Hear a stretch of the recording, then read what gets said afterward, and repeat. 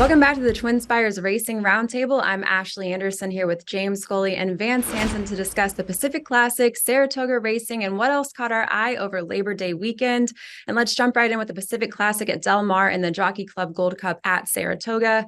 What does the Breeders' Cup Classic picture look like after these two races? We'll start with James. Well, I think that the 3-year-olds look pretty good coming out of the Pacific Classic for the Breeders' Cup Classic. We talked about Arcangelo last week, and Arabian Night ran a good race on the lead.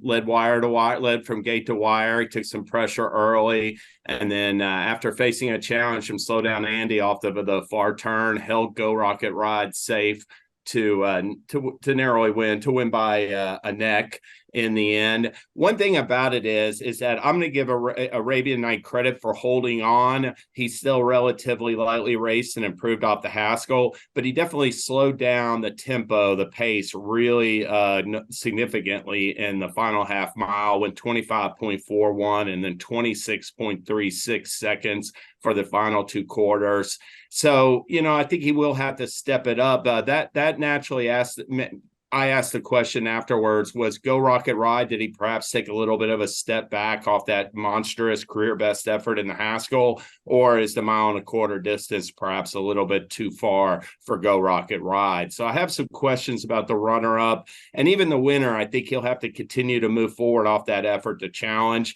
but I give them both credit, and Arabian Night and Go Rocket Ride remain very dangerous for the Breeders' Cup Classic. As far as the Jockey Club Gold Cup, bright future. He's now won 2 in a row. He's improving for Todd Pletcher. He got a big speed rating, 105 Brisnet speed rating, which is really solid. And to me, Proxy has turned things around as well. Since running 8th in the Stephen Foster this summer, he recorded a grade 3 win and then got beat a nose in the Jockey Club Gold Cup by Bright Future.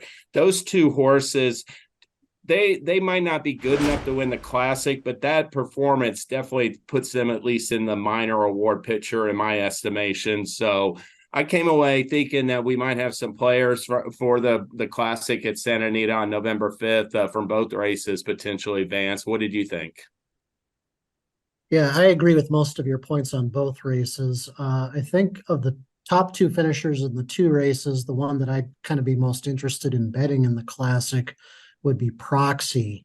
I thought his race in the Gold Cup at Saratoga was really good.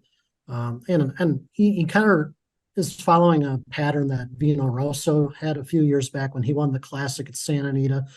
They shipped Proxy out last spring to run in the Santa Anita Handicap, get a race over the track in advance of the Breeders' Cup, and that was another instance where he fell just short of winning in a photo. So I think, like as you said, Proxy's kind of turned things around his last couple of starts. Jockey Joel Rosario has really figured this horse out, I think, during the course of the season. And of those 4 main protagonists out of the 2 preps this weekend, I think he would be the most interesting Breeders' Cup contender at a price. However, broad picture, I don't, unless Arcangelo ships west and just doesn't handle Santa Anita all that well as he has the New York tracks, I still think Arcangelo is the horse to beat going into the Classic, and all 4 of these horses will need to step up. How about you, Ashley? Well, Vance, between the two, I give Arabian Night a little bit more upside. He's now 3 for 4 for his career. He was able to come back and beat Go Rocket Ride, who beat him in the Haskell. He got a career best 107 Brisnet speed figure here and earned a 122 class rating. Bright Future got a 105 Brisnet speed figure, now 4 for 7 for his career, coming off a sharp allowance win, and then came here to win the Jockey Club Gold Cup. But again, looking at the Classic history as well, Bob Baffert's a 4-time winner and has won twice at Santa Anita. You mentioned Vino Rosso in 2019 with Todd Pletcher, won at Santa Anita as well. But I'm giving Arabian Night more upside to win the Classic. I think he'll do better against rivals he's already faced at Santa Anita this time. Let's talk about 2 other races at Saratoga this weekend. We had the Hopeful and the Spinaway. What are your takeaways from those races, Vance? Well, the Hopeful on Labor Day promised a lot and really failed to deliver. I mean, you could kind of tell when the horses crossed the finish line, they were all caked in dirt, and we had a 54-1 long shot shipping in from Delaware Park win the Hopeful, one of the biggest upsets in race history. So, the Hopeful to me just was not a very key indicator going forward for the Breeders' Cup Juvenile. It seemed like the pace kind of hurt a lot of the favorites in that race. And the winner is pointing for the Champagne Stakes next month. We'll see if he can validate that hopeful form down at Aqueduct, but he really did take advantage of a hot pace on Monday, and I suspect the hopeful is not going to turn out to be a really key prep for the Breeders' Cup Juvenile.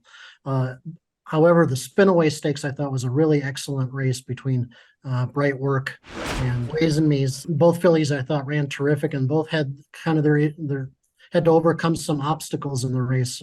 Ways and Means, of course, clipped heels briefly with Bright Work on the far turn, had to try and rally and run down that horse, that rival.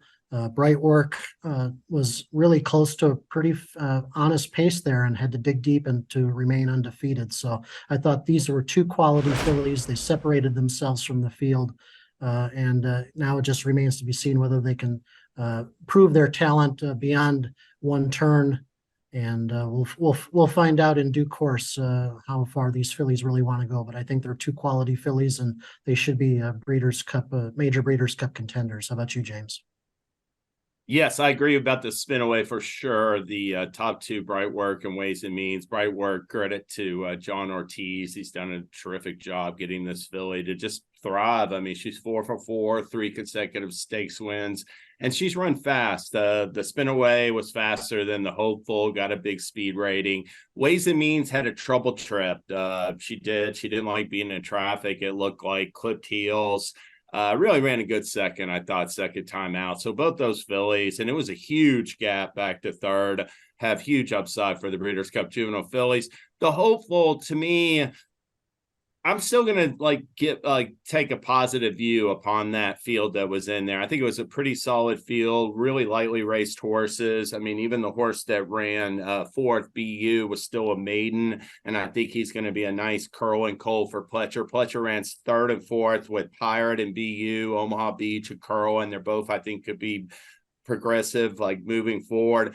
The story was Timberlake. He had a terrible trip. He broke terribly. He got into traffic, was checking a little bit on the back stretch, and to me, just didn't even have a clean sailing in the stretch, had to extricate himself from trouble. Came up a little bit short in the end. I give him the fella credit. Heck of a closing kick there. Whether he can carry that forward remains to be seen. And I'll even mention Just Steel, the Justified colt that set that pace, went 44 and change. He got a little tired and weakened to 7th, but he's not going to face that speed in all his upcoming stakes engagements for Lucas. And I still think that colt might have some upside. So I'm going to still, even though the Spinaway was faster, those fillies are definitely major players for the juvenile, and we'll see about these hopeful ones going forward. I'm going to take a positive view of both races. Ashley, what did you think? Well, Nutella is fun to say, and the payout was fun. It was $111 on a $2 win bet. But as you mentioned, the other horses in this field, I think, have more of a chance of coming out and potentially winning the Breeders' Cup Juvenile. Not so sure about Nutella. As far as the two fillies in the Spinaway, Bright Work and Ways and Means, I think both are contenders in the Breeders' Cup Juvenile fillies.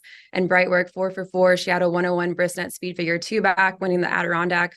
That's one of the highest speed figures of any 2-year-old this season. So I have a soft spot for Bright Work. She's the horse I hope will come out and win the Breeders' Cup Juvenile fillies as well. But Ways and Means is certainly dangerous too. Well, what else caught your all's eye over Labor Day weekend? Let's go with James. Well, I'm going to mention Todd Pletcher finished strong in maiden races. I've referenced before, Pirate and BU ran 3rd and 4th for him in the Hopeful. But we've seen a lot of 2-year-olds. I think this has been a good year for 2-year-olds at Saratoga. I think that it's been a bad meet in general for sure, but I think that's been one bright spot. And Gunrunner, we hadn't seen any really. He was the record-breaking freshman sire back in 2021. Hadn't seen really any hot prospects from him on the East Coast so far, but we saw 2 of them last week.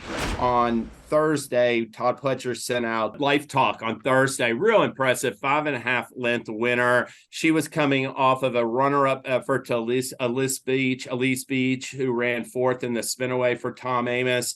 and really just improved big time, I thought, in her second start. And then on Friday, Locked, a gun runner colt for Pletcher, got a huge speed rating, won a 1 mile maiden race by 7 1/4 lengths, had just finished third to Just Steel and BU in a maiden race. So he advanced off that performance big time. And Gun Runner now has a pair of nice 2-year-olds heading into the fall for Todd Pletcher. Vance, what did you also want to mention from the weekend?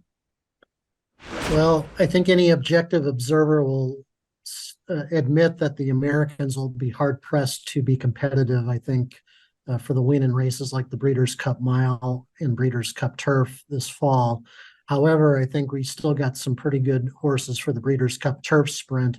And the one that caught my eye over Labor Day weekend was Motorius, who came back from a long layoff and comfortably won the Green Flash at Del Mar for trainer Phil D'Amato. And that race was over 5 furlongs. And this year's Breeders' Cup Turf Sprint at Santa Anita will also be over 5 furlongs. It's a bit of a change from past Breeders' Cups at Santa Anita, where the Turf Sprint has been run down on the downhill course, going about 6.5 furlongs. And I think Motorius probably would be a better fit over the downhill course, going about 6.5 furlongs. I think 5 furlongs is still probably a bit shorter than he actually wants, but at least he showed in the Green Flash that he can come on late with a strong kick to win at that distance. So he will merit a lot of respect in the Turf Sprint at Santa Anita in a couple of months. Ashley, what did you spot this weekend?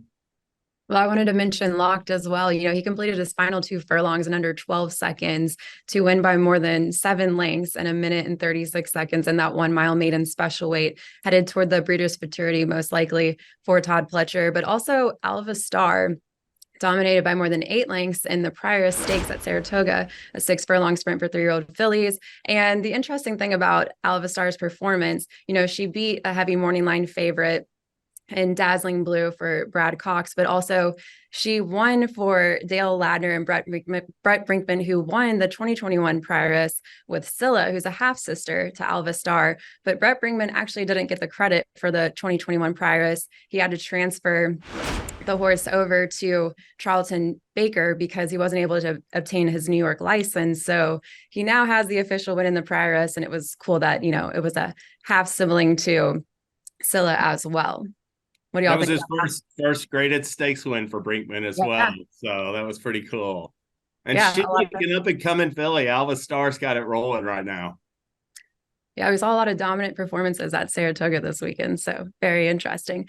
Well, that's all the time we have today for the Racing Roundtable. We'll be back next Tuesday to talk even more stakes races. And of course, check out our best bets and fades of the weekend on our jury on Thursday as well. We'll see you then.